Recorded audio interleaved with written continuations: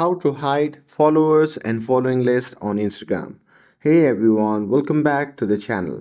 In today's video, I'll show you how you can hide your following and followers list on Instagram. So without further ado, let's get started. So first thing first, open the Instagram app and make sure that you're logged into your account. Once you have opened the app, simply tap on the profile icon shown in the bottom right corner of the screen. And once you are in your profile section, you can see the three dash icon shown in the top right corner of the screen. And by tapping on it, you will enter the settings and privacy section.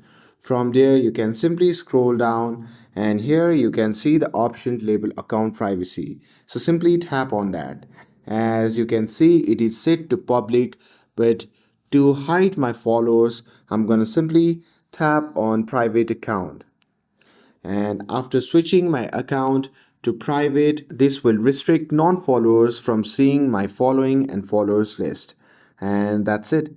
That's how easily you can hide your follower and following list on Instagram. With this, if you found this video helpful, then don't forget to like, share and subscribe to get updated for more videos. Thanks for watching and I'll see you in the next video.